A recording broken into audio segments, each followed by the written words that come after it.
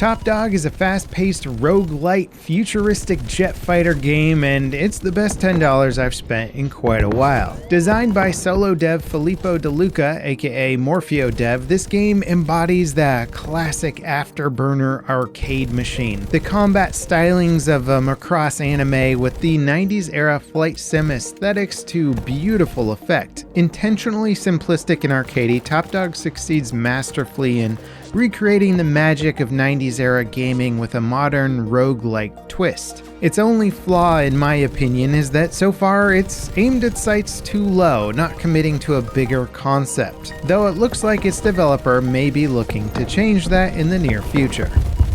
Now, firstly, Top Dog is an early access game. Released in May of 2023, it's now spent over a year in early access, getting numerous updates and improvements along the way. Currently, the game features an introduction mode, a random operation mode that's changed up every day, and then an endurance mode that I believe features 12 different waves of baddies. There's score multipliers and all kinds of ways to boost your in-game score, and then you're actually tracked on daily leaderboards so you can see how well you're doing, not just on a universal global scale, but also just who was the best player that day, which is kind of cool. Now, for the most part, the game modes are pretty similar to each other, offering you wave-based arena-like levels where in between levels you pick an upgrade for your fighter. These upgrades can improve your guns, missiles, maneuvering speeds, your armor, the health regen, a bunch of other stats, and as you upgrade your maneuvering, the plane quite literally transforms into a new plane featuring some of the Macross stylings with its two engines able to move independently, looking more like legs.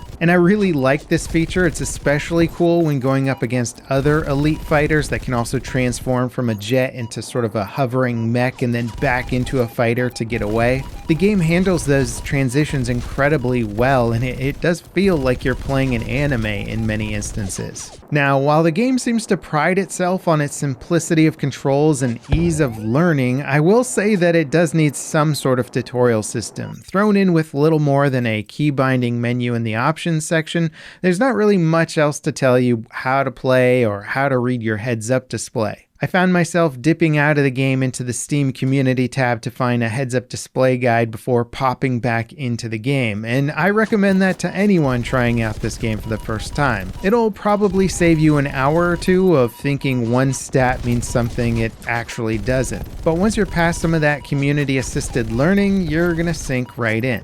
And like most roguelites, Top Dog is quite challenging at first. Not understanding how to properly dodge or engage the enemies will get you killed pretty quick. You look like a futuristic version of the F-22 Raptor, and as such, you're pretty much a high-tech paperweight, and often a single missile impact will kill you, so dodging really is the name of the game. There's several different enemy fighter variants that'll attack you throughout the different waves, along with more heavily armored frigates that, for the most part, are, I guess, flying spaceships. There's also several different types of air bases that you'll need to engage and destroy the various components on to complete specific stages. It's all classic game mechanics, but I gotta say it actually plays very well. Also, the mouse and keyboard is surprisingly enjoyable to fly with. WAD controls your movement and strafing while the mouse controls the aiming, and it feels very natural. It kind of becomes an FPS in the air, especially once you get some of those higher mobility upgrades and your fighter literally sprouts legs. But it does a great job of still making you feel like you're controlling an advanced fighter jet in the craziest dogfight of your life. And just like other roguelites, the upgrades in this game make a huge difference in your combat effectiveness and survivability. Maneuvering seems to be one of the most important upgrades right off the bat. Being able to dodge missiles and escape bad situations is absolutely key to making it to the later stages. But of course, you're going to need to upgrade your guns, you'll probably want to get an armor upgrade, and the ability to repair from picking up scrap from your fallen enemies is also going to be incredibly handy in the later stages. Unfortunately though, there isn't quite as much build variety as I was hoping for. Lots of other roguelites let you pick from different base characters or base weapons and tons of modifiers to throw on top of them, but Top Dog is limited to a single base aircraft with only a handful of weapon variants. This could easily be taken much further to offer just a lot more exploration and variety in the gameplay. But again, I think that's the challenge of any game that's being built by a solo developer. There's only so much time to make assets and content, and you really have to pick and choose what you spend your time on wisely. Still, the foundational gameplay is really a lot of fun. It even evokes some Star Fox vibes at times, with the big frigates charging towards you and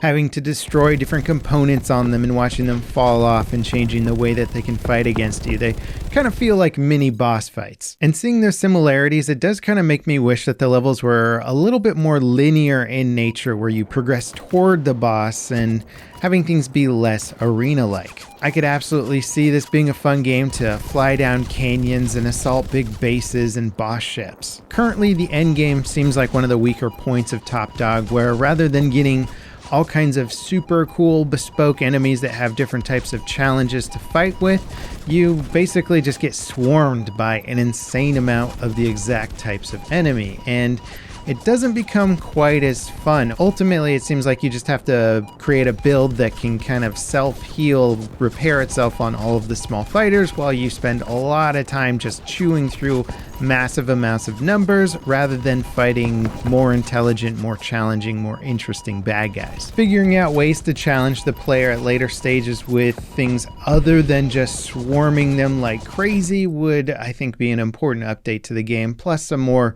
linear approach to some of the level design could be extremely fun. Now, to Filippo's credit, he does appear to be pursuing that bigger concept in some manner, with his latest Steam post indicating that he was working on actual levels for a new mode versus the wave-based arena setup, and I'm very curious to see how that's going to play out. In the meantime, the daily leaderboards for Hostile Territory mode is pretty cool. I found it very fun competing with other players of the day and seeing where you rank among them. Though I feel the mileage for this roguelite is very much limited by the lack of weapon variety, level variety, and enemy variety. In a few hours of play, you'll probably have experienced pretty much all the different combinations of weapons and ways to play, which is totally acceptable for a $10 game. I truly think it's money well spent, but Top Dog is good. The gameplay and mechanics are well refined, and it feels like it deserves a bigger game beyond the simplistic wave-based modes currently on offer.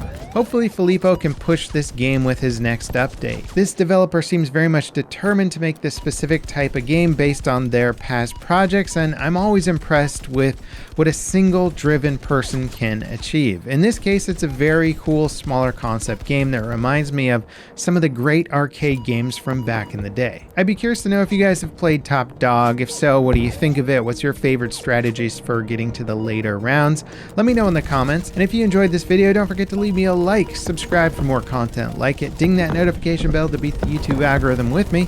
And up next, check out this space roguelite that's also incredibly impressive for a smaller project. As always, guys, thank you so much for watching, and I'll see you next time. This is Level Cap, signing off.